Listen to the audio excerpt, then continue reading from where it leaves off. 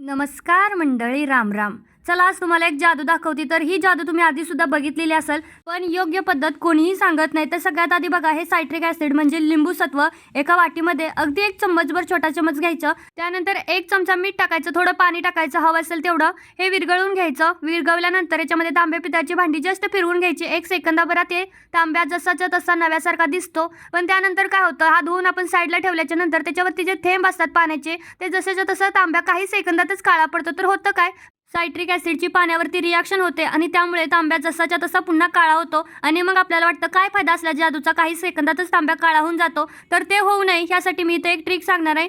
तर भांडी स्वच्छ केल्याच्या नंतर काय करायचं, एक घासणी घ्यायची, त्याच्यावरती लिक्विड साबण काही घ्यायचं आणि जशी आपण भांडी घासतो तसा हा एकदम व्यवस्थित फिरवून घ्यायचा. त्यानंतर स्वच्छ धुवायचं आणि सुक्या कपड्याने पुसून घ्यायचं. तर आठवडाभर काय कितीही दिवस हा तांब्या जसाच्या तसा नव्यासारखा राहतो, अजिबात काळा पडत नाही. व्हिडिओ आवडला असेल तर लाईक करा, आपल्या चॅनलला सबस्क्राईब करून जावा. Bye bye.